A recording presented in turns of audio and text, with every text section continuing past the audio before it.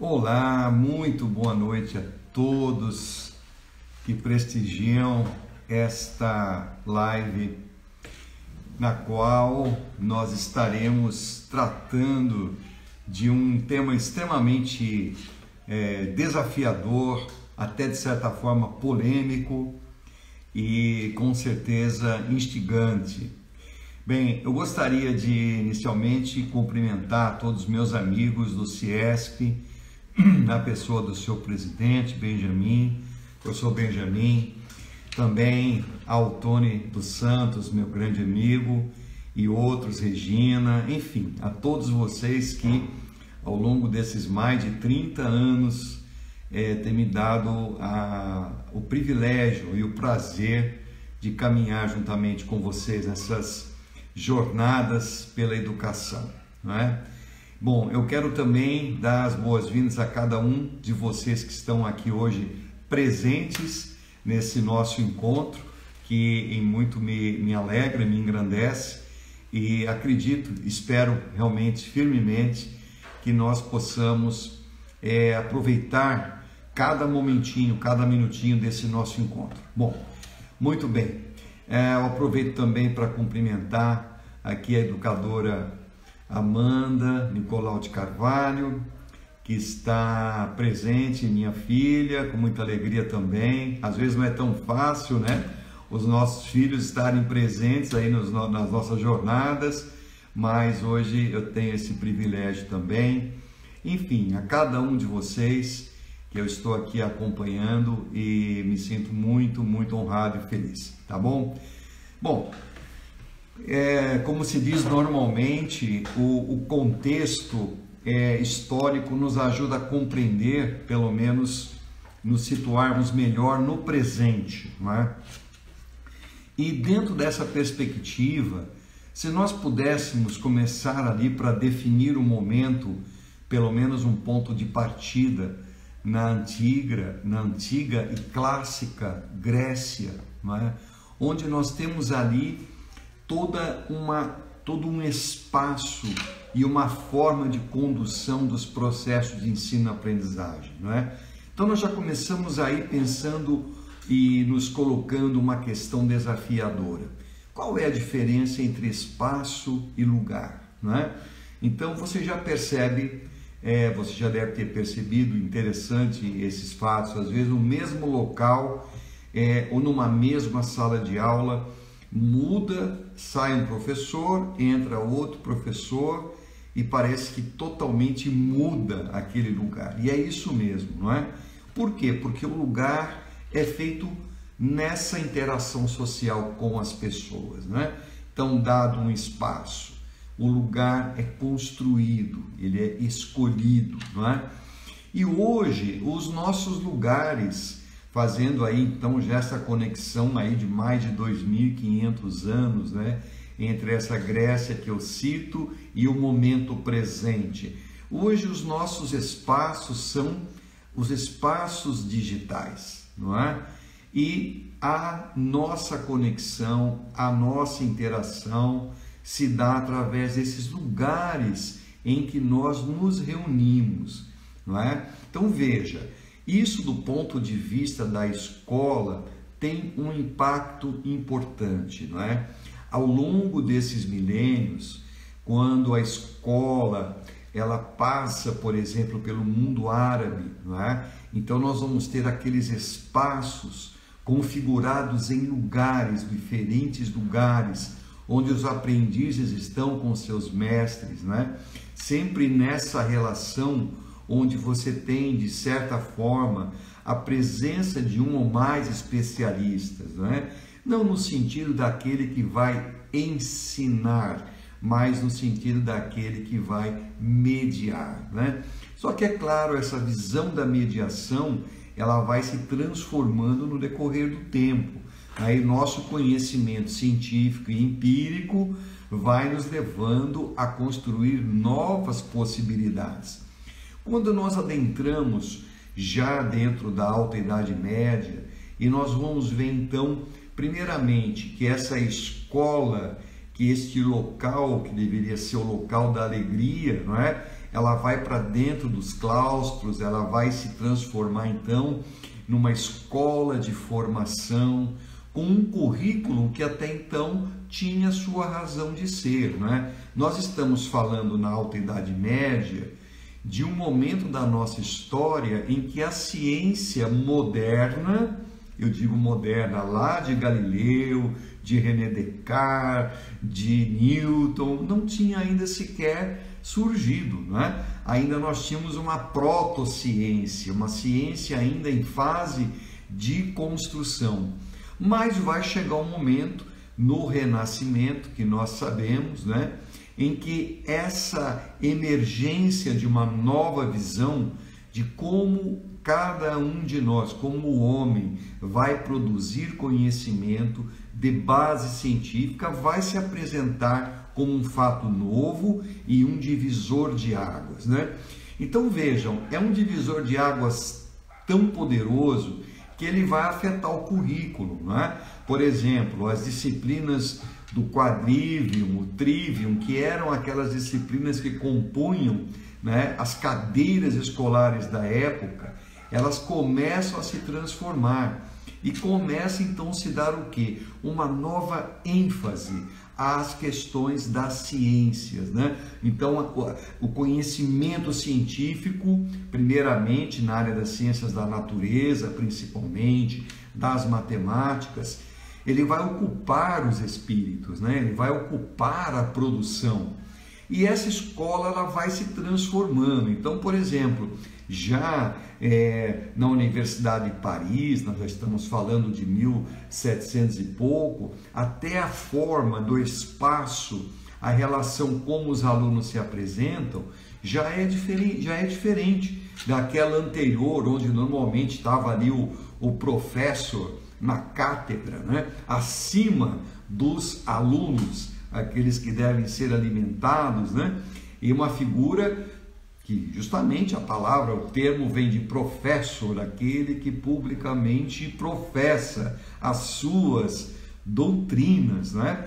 Então essas diferenças agora, já na fase de um embate, essa mudança das relações, ela vai sendo um processo dinâmico. Mas acontece que, por essa altura, o conhecimento científico e tecnológico ele vai se desenvolver a tal ponto que nasce uma nova forma de produzir as coisas, né?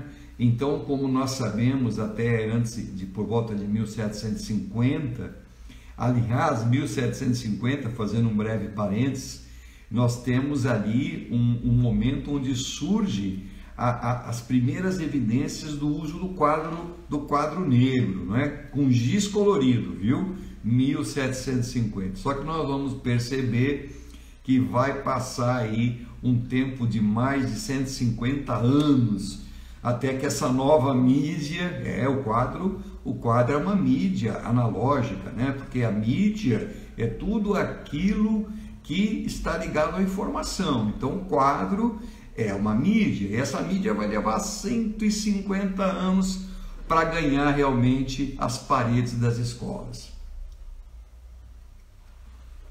E esse processo todo, ele vai agora ser impactado por uma primeira revolução industrial, né? Nós situamos o ano de 1760, porque nesse ano chega a máquina a vapor, de James Watt, né? Então, a máquina a vapor, que ela começa a fazer o serviço que era feito por animais e por humanos, né? Agora é a máquina que vem ampliar a capacidade produtiva, não é? Começa a ver o êxodo do campo para as cidades. Então há uma nova forma de organizar o trabalho, a produção humana. E o que nós vamos perceber? O que acontecia enquanto isso nas escolas, né? Por exemplo, em 1811, nós tínhamos salas de aula com mais de 600 alunos, né? Aplicava-se o chamado método Lancaster, né? Então não tinha lousa, não se usava lousa, os alunos usavam um bloquinho de anotações, às vezes em ardósia inclusive, porque não tinha ainda nem sequer as canetas, né? Então era um outro momento e essa visão também, já que a população vai crescendo, de ter uma escola que atenda um número maior, né? Um número maior. Então era aquela educação em lote, né? Educação em escala, só que presencial, lógico, não é? Então este modelo ele vai se desenvolvendo. O que nós vamos aprender? É que esta revolução, tá certo? Esta revolução, ela vai impactar de alguma maneira o currículo da escola, né? Então, a partir dos anos 800, 700, 800, quando a escola laica começa a se estabelecer, principalmente na França, não é? Então, essa condição, ela vai se moldar, ela vai moldar uma nova forma de fazer ensino-aprendizagem, fazer educação, não é? Por essa época também, nós temos uma observação interessante. Geralmente as meninas ficavam ao redor, em cadeirinhas laterais, os meninos ao centro. Não era uma regra geral, mas era realmente muito frequente isso acontecer, não é? E a presença do docente ali, até com a sua varinha de coerção, né? A varinha de coerção, que eu brinco, costumo dizer que era a varinha para abrir a cabeça, de vez em quando ela era usada mesmo nas cabeças, né? Mas esta escola, ela já vai começar a ser uma escola diferente, né? Então ela vai se afastando tanto dos clássicos gregos como das bases curriculares da escola e da educação religiosa, e começa a ingressar então nessa base de conhecimento secular que é produzido pela ciência, não é? Então a escola, esta presença, e vamos seguir até que nós temos novamente uma outra revolução ao final dos anos 1800, né? Só que agora, diferentemente da base científica, que era produzida pelo vapor, né? Pela máquina a vapor, agora é a eletricidade. Então nós temos acontecimentos muito importantes ao longo dos anos 1800, né? A invenção, por exemplo, da primeira pilha eletroquímica por Alessandro Volta em 1800. Depois o Hans Christian Ørsted, ele vai descobrir que a eletricidade e o magnetismo têm uma intercorrelação profunda e fundamental em 1820. Então isso abre nova dimensão.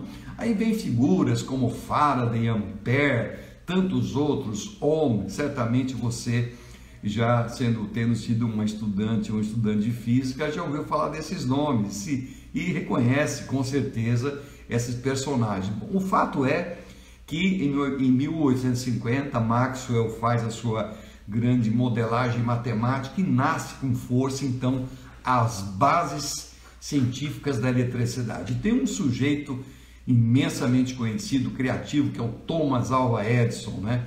Então Edison, ele vem e ele tem uma visão pragmática, mais de 1000 patentes, e uma das coisas ele vai inventar então, como a gente sabe, uma das invenções, entre tantas outras, as lâmpadas movidas a eletricidade. A primeira usina termoelétrica também, que iluminou as ruas onde estavam então naquela época a Bolsa de Valores de Nova York, né? Wall Street, e nasce um novo mundo. Olha só, então uma nova revolução. Agora aquela indústria, que é a indústria da 1.0, vai para uma indústria 2.0, já as máquinas são elétricas, a linha de montagem, nasce o Ford T, o primeiro carro produzido em larga escala, e isso tudo vai transformando as cidades, né? Por volta disso, também baseado ali nos conhecimentos de Edison, nasce o rádio valvular. Quem tem a vovó por perto, ou uma titia, um titio um pouquinho mais antigo, não velhinho, né? Mas vai saber que tem aqueles rádios antigos que era como se fazia na época, não tinha nem a televisão, né? Televisão de 1930 e poucos, e vai se consolidar na década de 40, 50. Então, todo esse processo, os meios de comunicação tá certo? Olha que interessante, são mídias, né? Por isso que eu digo, as mídias não são tecnologias, né? Por nós vamos falar um pouquinho sobre isso. E essas mídias, elas vão então transportando essa cultura, elas vão ampliando essa cultura e vão impactando a escola. Bom, mas por onde que a escola é impactada com as evoluções industriais? É pelo currículo, né? É através do currículo que nós temos ali a chegada das transformações. Aliás, uma das questões que nos ajudam a entender isso está baseada no modelo teórico da educação 4.0, como eu acredito que vocês saibam, que é de minha autoria. Nós temos ali uma visão sistêmica, que é o modelo sistêmico. Então vamos entender um pouquinho como é que eu disse aí que essa transformação chega pelo currículo. Então imagine o seguinte, pense na sua escola. Ela tem 3 níveis, a super, a meso e a infraestrutura. Lá na superestrutura estão as pessoas, é o paradigma, como cada um pensa, o que acredita. Depois do paradigma, o currículo, que põe a escola em funcionamento. Quem põe a escola em funcionamento é o currículo, muito mais do que documentos, né? Como eu costumo dizer, currículo a gente discute, inclusive no cafezinho, e toma decisões a partir daí, certo? Além do paradigma, do currículo, temos os modelos de ensino-aprendizagem. O que eu quero dizer com isso? Cada um de nós tem uma visão, né? Como é que as pessoas aprendem. Hoje nós temos uma visão já de base científica, ela sai um pouco, bem mais do senso comum. Mas na mesoestrutura, o que é que nós temos? Como se dá o processo de ensino-aprendizagem. E na infraestrutura estão as coisas da escola, né? E hoje, o que aconteceu? Já dando uma pinceladinha para o que nós vamos ver daqui a pouco. Na infraestrutura, essa escola que é tijolinho, né, que é argamassa, que é fio, que é piso, que é teto, que é lâmpada, que é sala de aula, que é laboratório, que é tudo isso, ela está em stand-by, ela está paradinha, e a escola, como uma espécie de uma alma, né, um espírito, ela vai para a nuvem, né, uma nova escola. É sobre isso que nós estamos falando hoje. Vamos retomar essa questão. Então vejam, esta visão sistêmica nos ajuda a entender como que essas transformações vão acontecendo no ambiente escolar. Mas as coisas não pararam por aí, não. Por volta do ano de 1947, 3 cientistas completamente malucos, brincadeira, tá? Grandes cientistas, Shockley, Brattain e Bardeen, dos laboratórios Bell. O Edison, que tinha inventado a válvula, a lâmpada, da lâmpada se chegaram às válvulas eletrônicas. Os grandes computadores da época eram prédios que hoje um smartphone dá de 10 mil a um naqueles computadores, vocês terem uma ideia, tá certo? Mas naquela época era assim, então a capacidade de memória, de processamento, mas não deixa de ter o seu grande valor. Aquilo ali foi a base de conhecimento. Só que esses 3 cientistas, eles vão criar, eles vão inventar, descobrir uma propriedade nos cristais, inicialmente de germânio e depois de silício. Só para você saber, a gente sabe que silício está na areia da praia, o SiO2, né? Lembra da química? Isso, tudo integrando, né? Então, SiO2, e esse silício propicia o quê?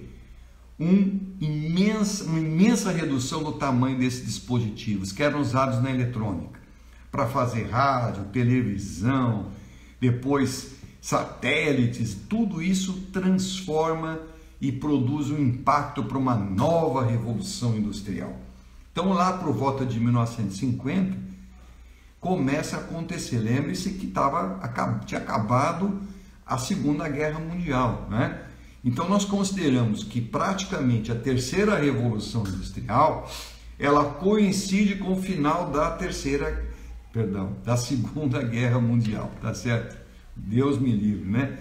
Segunda Guerra Mundial, por volta de 1945, né?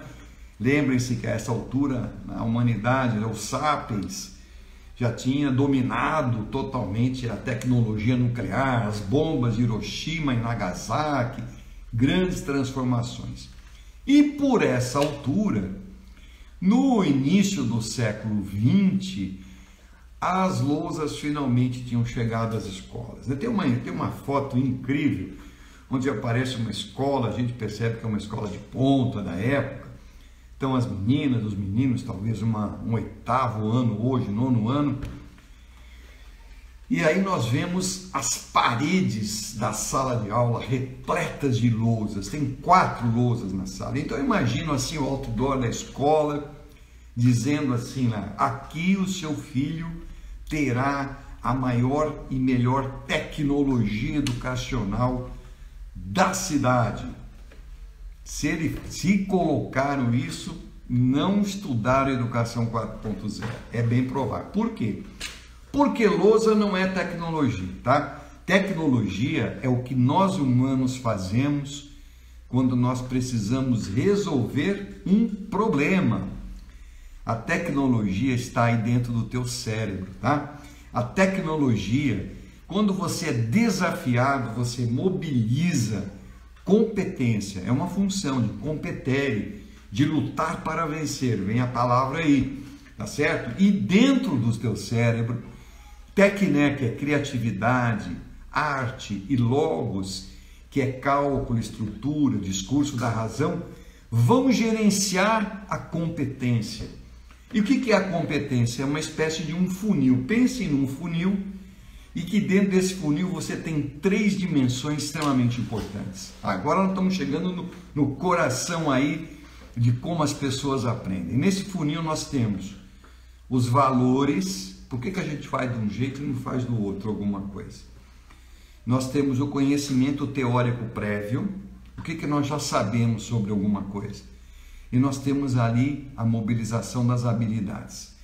Então, dado um desafio, quem é que mobiliza a sua cognição, a sua capacidade de processamento? É a sua emoção, tá certo? Você sabe como é que você analisa se um processo está indo bem, seja digital, remoto, presencial? Dá uma olhadinha na carinha das pessoas, na face. Se você perceber a pessoa assim, meio com a câmerazinha apagada, desligada, provavelmente a conexão emocional não está em bom nível, tá? Porque quando há engajamento, há envolvimento emocional e aí há processo cognitivo. Então, dentro desse funil, olha só, nós temos valores, conhecimento teórico prévio e temos habilidades. E nós humanos estamos processando isso. E quando nós estamos fazendo isso, nós estamos de alguma maneira aprendendo. Por quê? Porque dentro da dimensão física do aprender, nós temos as sinapses. Que são sinapses? São estruturas que se formam entre 2 neurônios, basicamente, falando de uma maneira simples. Tá? Você pode ter até 10.000 sinapses entre 2 neurônios, imagine. Hoje estimamos que temos 86 bilhões de neurônios e eles continuam nascendo, viu? Você achava que não, mas é verdade. E tem uma correlação direta com o processo ativo da tua mente. Então o neurônio nasce sim, tá? Ao longo de toda a vida. Poxa, 86 bilhões de neurônios vezes 10.000 sinapses em cada 2, você vê o tamanho do que é essa maravilhosa máquina viva, né? Uso máquina no sentido mais do que respeitoso, né? Esse órgão maravilhoso, com esta plasticidade que faz com que essas conexões possam ser transformadas, que é a plasticidade cerebral que te dá diferentes aprendizagens. Então, esse funil aí, ó, é onde se processa através da sua tecné logos, da sua tecnologia, o processo de conhecimento. Daí existe a aprendizagem, mas a aprendizagem não para por aí. A aprendizagem realmente significativa, ela é de longo termo, então ela precisa da memória. Aí que tá.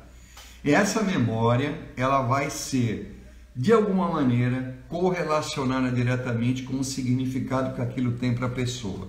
Então, coisas que você está fazendo mecanicamente, talvez não está ali processando isso com uma memória de longo prazo. Acabou, né? Mas quando é significativo, aí sim, Então, há todo um processo, inclusive, que envolve sono e vigília e tudo mais, o processamento, e esta aprendizagem se torna, então, uma aprendizagem de maior performance, ela tem uma memória de longo prazo.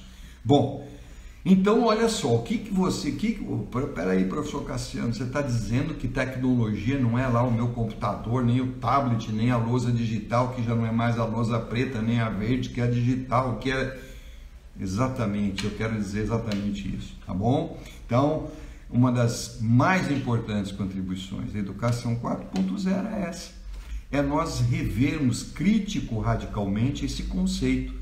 Então, nós humanos, nós processamos, nós estamos diante de um problema, um desafio. Que desafio é esse, Cassiano? Você vai dar uma aula de geografia para uma turma do 6º ano, começo do ano que vem. Tá certo? Pode ser presencial, pode ser ainda remoto. Olha o tamanho do seu desafio. Você começa a processar. Você está mobilizando o que é a sua competência. Como é que você vai fazer isso? Tá certo? Lembra do modelo sistêmico. O que você vai criar para resolver? Que processo você vai fazer? Que design instrucional você vai fazer, vai constituir para você poder fazer um bom trabalho?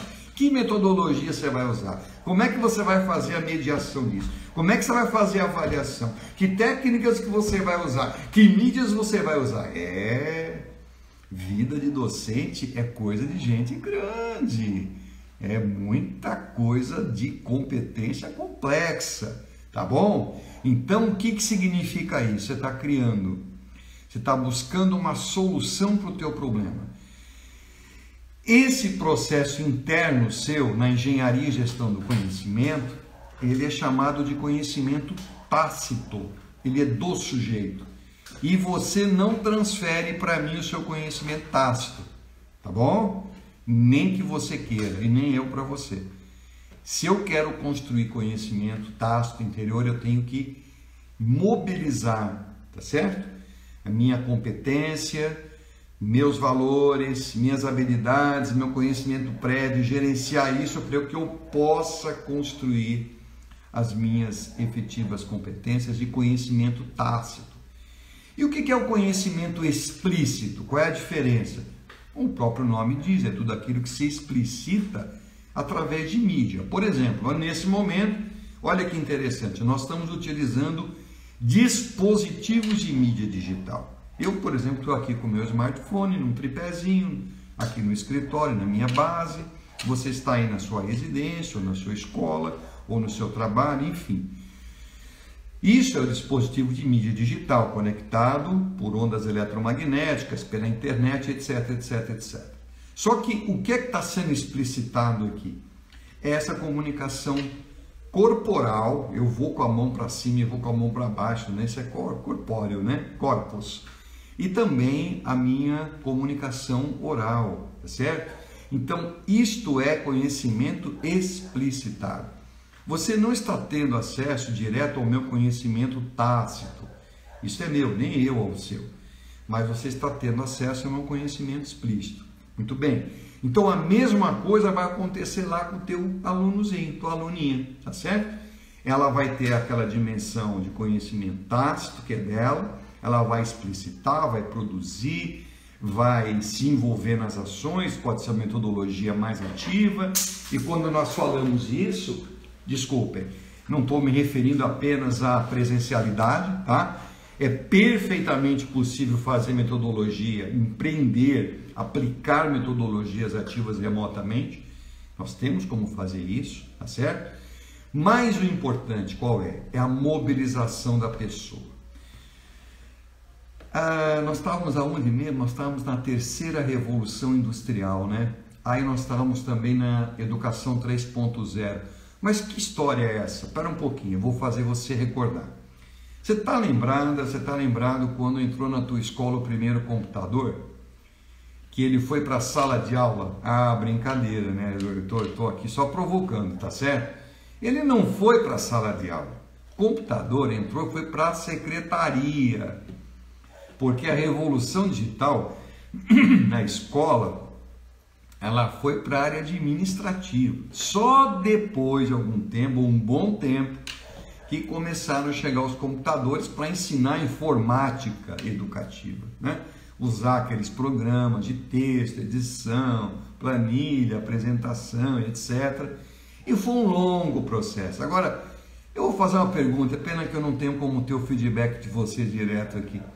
Mas quem de vocês tinha um computador, pelo menos, dentro da sala de aula, antes de março desse ano? Quem tinha? Quem de vocês os deixava ou integrava a mídia celular dos alunos nos processos de ensino-aprendizagem? Não são muitos, provavelmente. Então, o que significa isso? Significa que a revolução digital ela foi sempre ficando à deriva na escola. E aí que tá. Agora vamos falar uma coisa real e dura.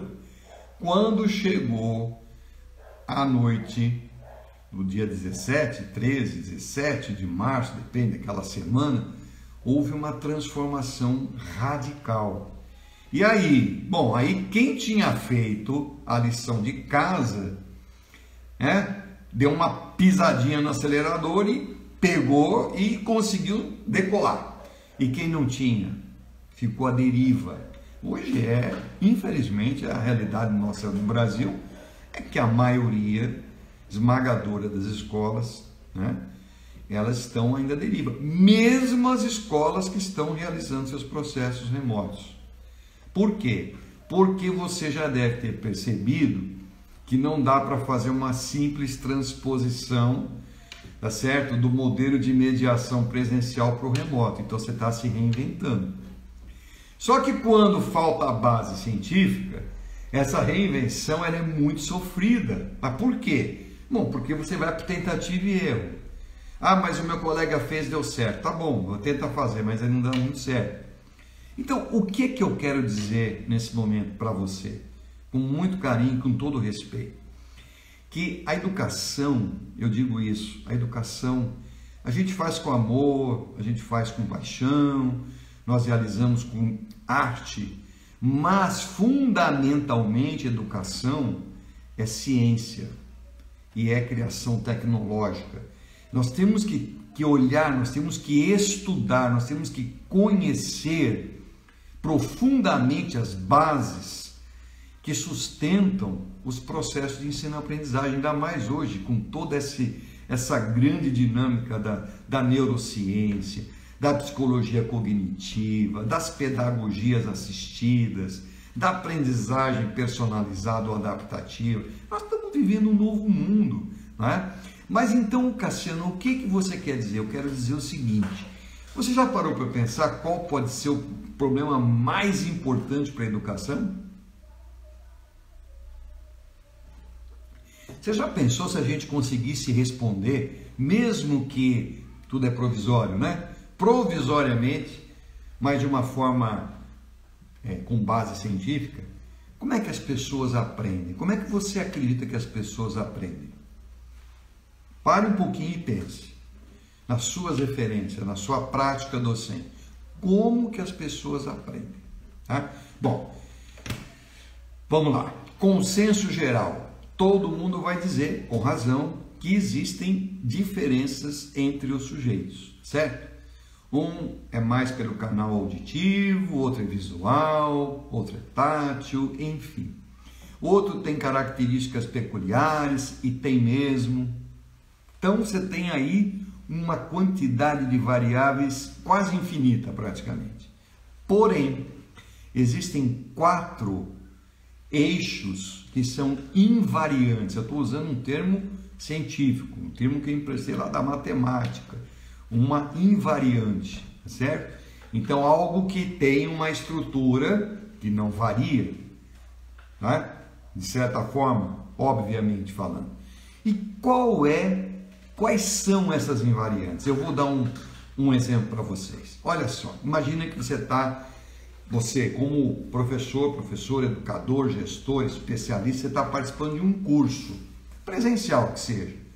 E de repente, aquele momento, aquela pessoa, aquele professor, aquele especialista, não está dando empatia com você não está nem ali, está preocupado com uma coisa que você deixou para resolver em casa, você está preocupado com uma questão pessoal, financeira, seja lá do seu trabalho, e eu te pergunto, onde é que você está?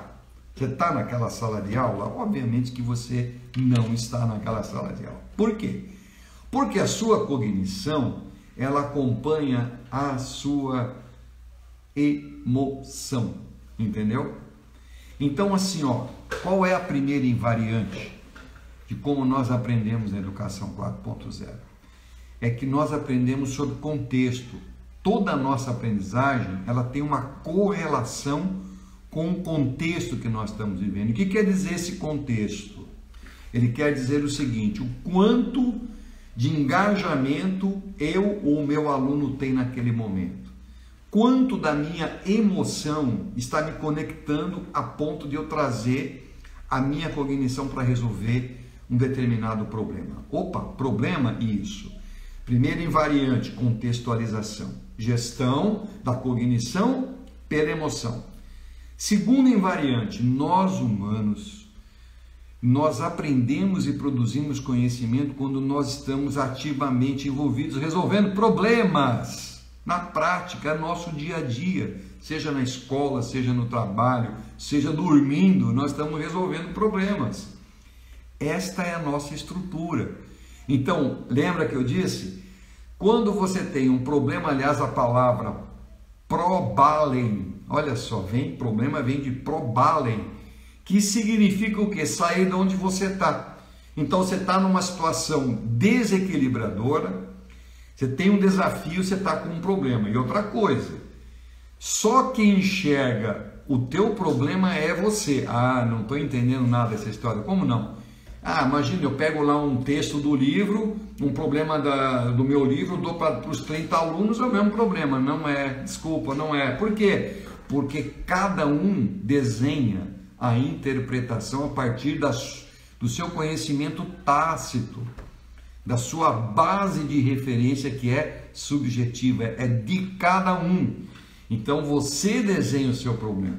Pode até haver uma convergência, pô, estamos de acordo, é esse o problema, legal, vamos trabalhar em cima dele. Aí vamos colocar a inteligência, né, distribuída para resolver o problema. Mas cada um desenha um problema. Então olha lá, primeira invariante, contextualizar.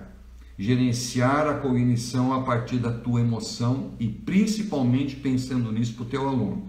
Segundo, sem envolvimento, resolução ativa de problemas, você não aprende, eu não aprendo, ninguém aprende. Daí que vem a questão das metodologias ativas. E olha, por favor, não acredite em ilusões. Se você acha que as metodologias ativas vão resolver todos os seus problemas, desculpe, você está enganada.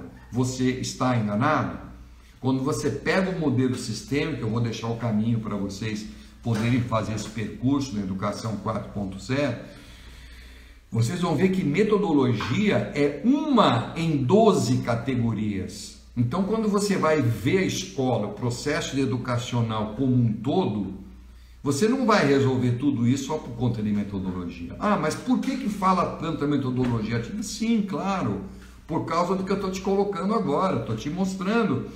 Porque é contextualizando, é problematizando e as pessoas se envolvendo ativamente na resolução do problema ou na construção de um projeto, que é quando acontece a aprendizagem e a produção de conhecimento. Tá bom, Cassiano, e quais são as outras duas invariantes? É a interação, porque na interação nós produzimos o que? Informação. Para nós podermos produzir a solução de um problema, portanto, por conhecimento em ação, não tem conhecimento sem ação, tá? Conhecimento sem ação é memória. Para colocar conhecimento em ação, precisa de informação para resolver o problema. Isso chama-se conhecimentos de engenharia e gestão do conhecimento, tá bom? Então, olha só, interagir. Aluno com aluno, pessoa com ela mesma, pessoa com a mídia, com o celular, com o computador, com o livro, com a apostila, com a lousa, com qualquer coisa que tenha informação relevante para resolver o problema. E essa informação não é a hora que você ou eu como professor queremos passar Aí que está o furo do negócio. É a hora que a pessoa precisa daquela informação. É no tempo da pessoa, não é no meu tempo, não é no seu tempo, é no tempo da pessoa. Então, os processos que você gerencia a interação adequadamente, eles têm uma contribuição exponencial para o desenvolvimento de quê? De competências. Ah, Cassiano, mas agora tudo envolve desenvolvimento de competências socioemocionais. Ah, lógico, está dentro do cone, lembra do conezinho? Valores. Valores está acima das competências socioemocionais. A capacidade de lidar com as próprias emoções, com sentimentos, de gerenciar a empatia para entender o processo com o outro, para gerenciar o conflito, tá certo? Que hoje nós vivemos numa sociedade cada vez mais colaborativa. Tudo isso são competências socioemocionais, tá certo? São soft skills, certo? Então, olha só, vamos procurar ter uma visão integrada dessas coisas, para a gente não cair no conto da carochinha, que um negocinho aqui, outro negocinho ali vai resolver os nossos problemas. Não vai, não vai, tá bom? E última coisa, então, contextualizou, problematizou, interagiu e socializou. Na verdade, a socialização, nós somos biologia e cultura, tá certo? Nós humanos somos biologia e cultura. Você tira a cultura do humano, fica o bichinho, tá certo? Então, tudo se dá dentro do contexto social. A produção da nossa cultura, a produção do conhecimento, a troca de informações, a interação, etc. Então, se você analisar isso e disser assim, bom, então, peraí, como é que eu faço para criar uma aula 4.0 assim, né? Monstro, aquelas de dar prazer em você, se falar, caramba, esse negócio aqui é sensacional. Eu vou dar uma dica para você.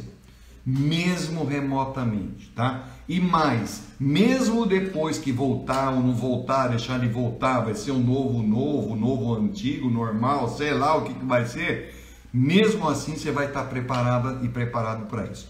É assim, olha, primeiro ponto, procure pensar em algo que dispare a emoção do seu aluno. Qualquer tema que você vai trabalhar. Você está na educação básica, certo? Você é um docente, um gestor, um especialista. Você tem que trabalhar a BNCC. Por quê? Porque agora, com a quarta revolução industrial, há mudanças também, tá? Lembra que eu disse? Toda revolução industrial traz mudanças na educação. Só que agora a educação é parte da transformação. É diferente das anteriores. Então, quando você vai lá na BNCC, você vai trabalhar um tema, seja para criança pequena, para o adolescente, para o jovem, para o adulto, não importa. O que vai acontecer? Você vai buscar as habilidades. Habilidade é verbo de ação, né? E habilidades, numa categoria acima, estão as competências, tá certo? A gente já viu que a habilidade está dentro do funilzinho ali, a competência está acima.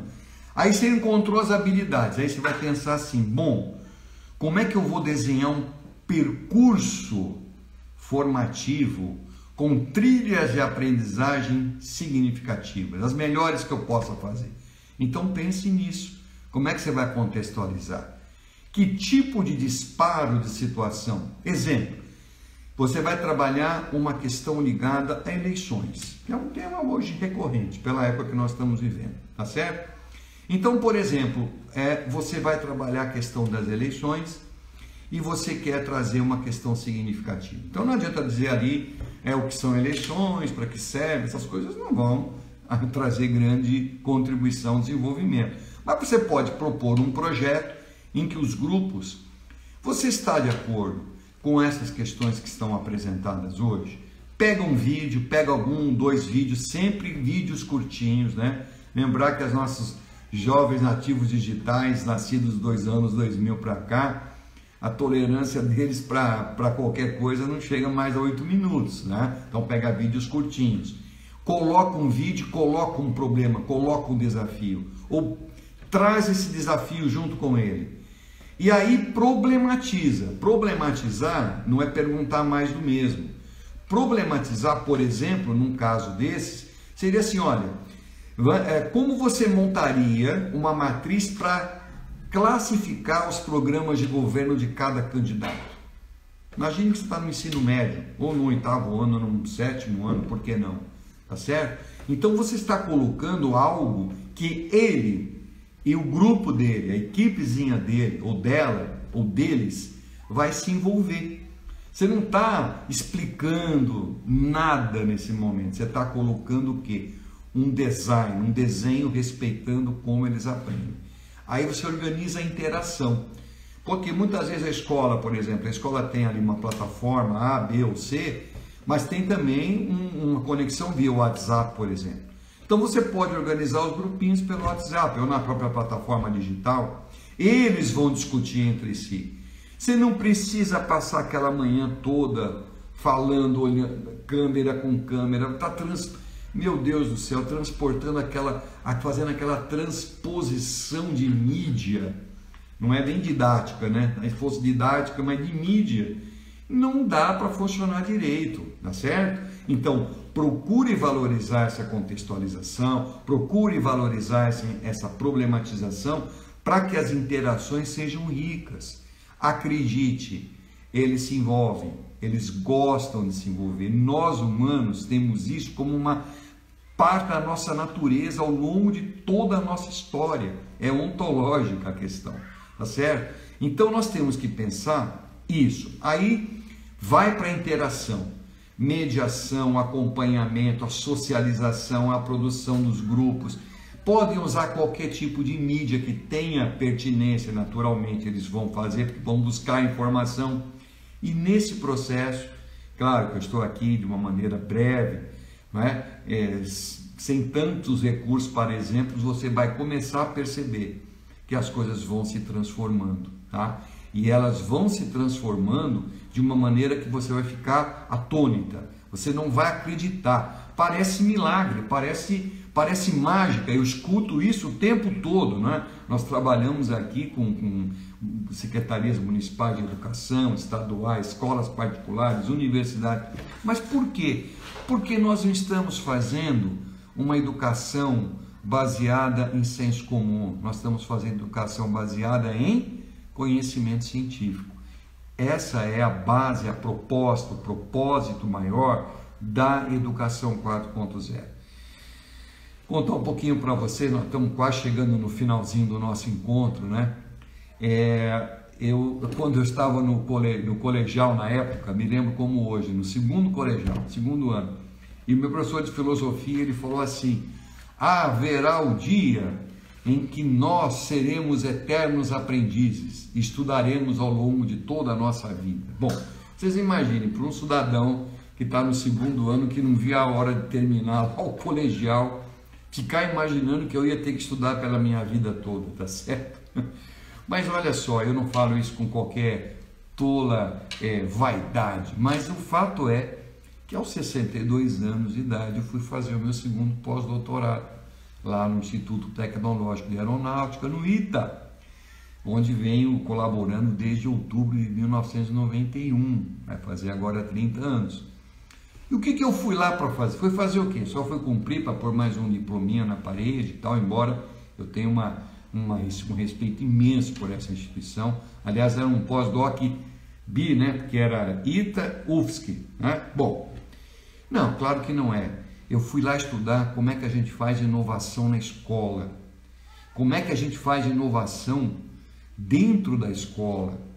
E aí, o que a gente aprende? A primeira coisa que ficou claro para mim, que toda escola é complexa, não é o tamanho da escola, não é porque é a instituição A, B ou C, toda escola é complexa. Por quê? Porque tem as pessoas, tem os paradigmas, tem o currículo, tá certo? Tem os modelos de ensino-aprendizagem, tem as crenças das pessoas, tem os recursos, tem as limitações dos recursos. Então a complexidade está ali. Mais uma questão, olha, você, meu prezado amigo que é gestor, dono de escola, mantenedor, coordenador, orientador educacional, coordenador pedagógico, docentes, que são o coração desse processo. Quer fazer uma inovação na tua escola? tomem uma decisão em conjunto, tá? Não dá para fazer inovação ao picadinho, entende? Então, vai fazer aqui um pouquinho, uma puxadinha aqui, um puxadinho ali. Não, toma uma decisão. E aí, como é que você faz inovação? Cria um plano estratégico, vê onde você quer chegar daqui a 1 ano, 2 anos, 5 anos, 10 anos, tá? E em segundo lugar, cria um plano de execução da tua inovação. Mas a coisa mais importante qual é, professor Cassiano? É a formação docente. Por quê? Porque nós estamos numa transição de um degrau muito alto. Se você, vou falar claramente, tá? Assim como eu ingressei aos 62 e saí aos 64 anos de idade de um segundo pós-doc. Se você não abrir seu coração, sua mente e voltar a estudar, mas não é estudar qualquer coisa não, é entender essas coisas uma vez por todas, para valer, você vai ficar patinando, porque não dá. Por quê? Porque as transformações foram muito grandes, elas são disruptivas. E agora, nesses últimos 8 minutinhos, eu quero falar para vocês do tema dessa nossa live que eu estou tão feliz de fazer com vocês. Olhe bem, o que deve acontecer em seguida? Não se sabe, né? Conselho Federal de Educação já fala de um biênio, né? 2021, de uma flexibilização de decisões presenciais remotas até dezembro de 2021. Há uma série de questões que ainda não estão completamente respondidas e nem definidas, né? Lembre-se que a gente ia voltar, começou em março, ia voltar em abril, depois em maio. Não se sabe. Esse é o fato. Bom, esse é um ponto. Qual é o outro ponto? Olha, se você pensar que você pode criar percursos formativos e trilhas de aprendizagem, como a gente comentou aqui, baseado em como as pessoas aprendem, contextualizando, problematizando, produzindo interação e socializando, independente do que vai acontecer, você não vai perder o seu trabalho.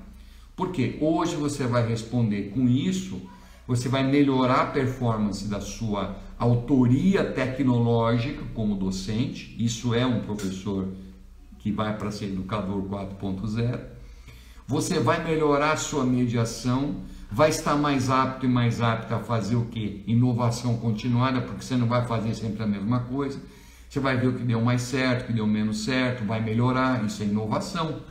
Certo? Inovação incremental, tem até esse nome bonito, tá certo? Vai melhorar sempre. Porém, independente do que vai acontecer amanhã.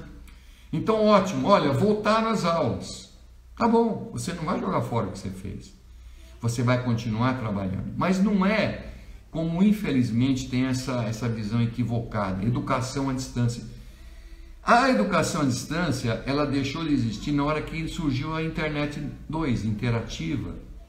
Porque não há distância entre nós. Que distância que há entre nós aqui agora? Me diga. Eu estou aqui a 30 centímetros de um dispositivo de mídia, você talvez a 30, 40 de outro. Que distância é essa? É mais perto do que se nós estivéssemos presencialmente, inclusive. Talvez estivéssemos a 2 metros.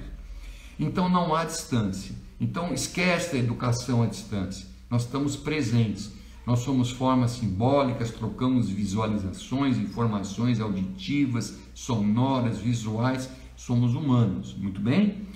Outra coisa que é muito importante é nós termos presentes. Quando voltar, e se voltar, você pode usar esse processo para fazer aula invertida. A contextualização e a problematização você pode começar antes da tua aula. Você faz um pré-aquecimento. Isso dá muito bons resultados na média, no geral. Por quê? Porque vem um aluno mais bem preparado para uma discussão mais integrada. Então, assim, educação à distância, adeus, 1996, 97, tá certo?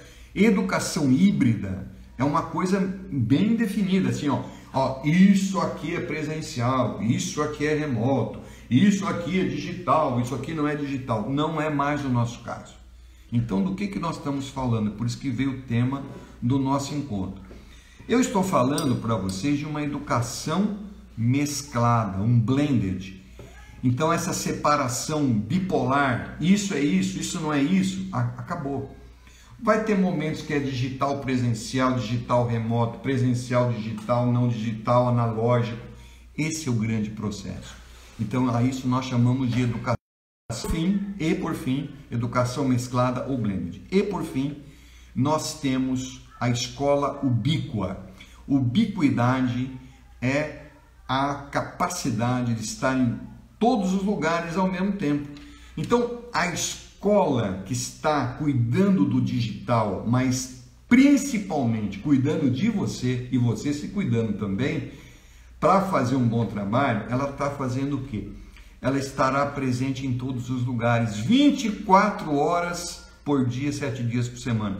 Mas olha só, isso não quer dizer que você vai perder a sua privacidade e o desrespeito ao seu tempo. Isso não funciona. Por isso que escolas que trabalham só com WhatsApp estão tendo sérias dificuldades. Né? Por quê? Naturalmente, porque não tem limite de tempo. Então, o certo é ter uma plataforma com horários direitinho, organizado. E aí o que vai acontecer? Todos os alunos, professores, gestores, especialistas, famílias que tiverem acesso à escola, elas estão vivendo essa ubiquidade, tá certo? Então a escola vai acompanhar essa criança onde ela estiver. Lá nas férias, lá com os amigos, a escola está presente, tá certo? Então é por isso que nós trouxemos essa reflexão hoje, com a qual eu concluo. Então, caminhos, tendências de uma escola ubíqua, presente em todos os lugares ao mesmo tempo. E uma educação mesclada, onde você, meu querido colega educador e educadora, são o coração desse processo, tá certo? Vão construir essa grande revolução da escola brasileira. No último dia dos professores, eu lancei, vocês podem encontrar meus vídeos, é fácil, Cassiano, Zeferino, de Carvalho Neto, vocês vão encontrar com facilidade, que estão distribuídos em vários canais. Eu quero deixar para você um canal especial. Você põe aí www.cubos.com/InovaE4. Eu vou repetir, ó, www.cubos.com/InovaE4. Você ingressa ali, se matricula, quer dizer, faz o seu ingresso na plataforma, totalmente pública e gratuita. Lá você vai ter documentos da Educação 4.0 e vai ter também alguns blogs que nós discutimos essas questões. Seja bem-vinda, seja bem-vindo. Nós estamos agora vivendo a maior transformação já experimentada nos últimos 300 anos pela escola. Né? Lembram daquela máxima que muitos dos nossos amigos e palestrantes comentam, né? A escola do século XIX, 18 e 19, os professores do século XX e os estudantes do século XXI. Muito bem, em março aconteceu que todo mundo foi lançado para um novo tempo. Esse novo tempo é exatamente hoje, dia 29 de outubro de 2020. Todos nós ingressamos no século XXI. Eu quero agradecer, nosso tempo se encerra aqui e eu espero que você tenha gostado desse nosso encontro.